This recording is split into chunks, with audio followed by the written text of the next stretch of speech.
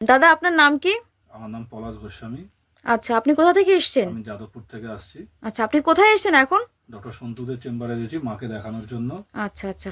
তো ওনাকে কতদিন ধরে দেখাচ্ছেন এখানে? আমার প্রায় 3-4 মাস ধরে দেখাচ্ছি ডাক্তারবাবুর কাছে। তা এখন কেমন আছেন? এখন যথেষ্ট ভালো আছেন আগের থেকে। আচ্ছা আচ্ছা।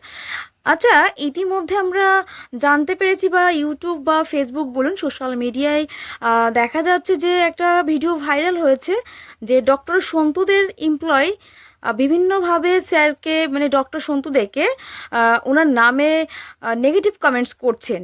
তো হ্যাঁ, এই উনি ধরুন আমাকে ফোন করে, তাও আবার আপনাদেরও কি এমনটা উনি হয়েছিল আপনাদের আমাকেও সঙ্গে? ফোন করেছিলেন।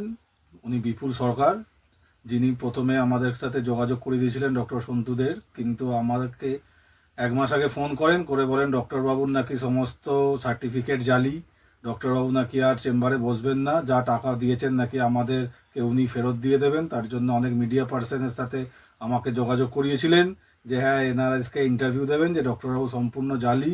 তো জানি না কেন উনি করেছেন। তারপরে আমি ওনার কথায় কোনো রকমভাবেই কোনো রকম পাত্তা না দিয়েই আমি ডক্টরবাবুর কাছে ডিরেক্ট যোগাযোগ করি। ডক্টরের কাছে এসে দেখি ওনার সম্পূর্ণ সার্টিফিকেট যা আছেন সম্পূর্ণ ঠিক আছেন, সঠিক আছে। ডাক্তারবাবু আমাদের আশ্বাস দিয়েছেন যে উনি যাবতীয় যা করেছেন সমস্ত কথাটাই মিথ্যে কথা, ভুল কথা, সেটা আমরা যাচাই করেছি। করার পরে আমরা জানলাম যে ওনাকে নাকি ডক্টরবাবু ওনার কাছ থেকে ছাড়িয়ে দিয়েছিলেন, সেই কারণেই উনি এই কাজগুলো করছেন।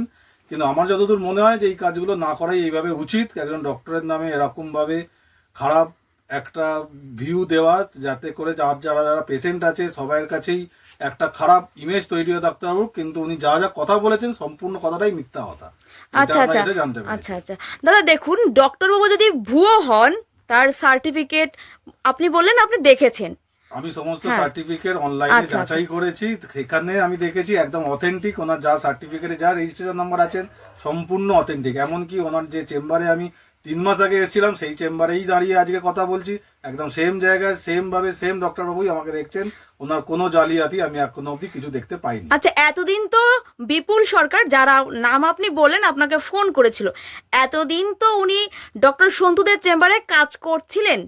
একদম এখন কাজ করছিলেন। এখন তিনি কি আছেন? এখন আমি ওনাকে আর দেখতে পাইনি, উনি কাজ করছেন না। সেই জন্যই হয়তো উনি আমাদেরকে এই কথাগুলো বলেছিলেন, যাতে আমরা ওনার কাছ থেকে চলে গিয়ে, উনি অন্য একজন ডক্টরের রেফারেন্সও দিয়েছিলেন যাতে করে আমরা সেখানে যাই, ডক্টর সন্তুদের কাছে না আসি। হয়তো এই কারণেই উনি মিথ্যা অপপ্রচারটা স্যারের নামে করছেন, আমার এটাই মনে হয়।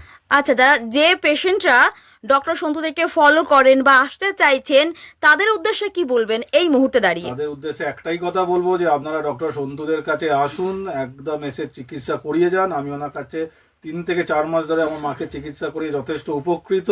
ওনার সমস্ত সার্টিফিকেট, রেজিস্ট্রেশন নাম্বার একদম সম্পূর্ণ সঠিক। ধন্যবাদ দাদা।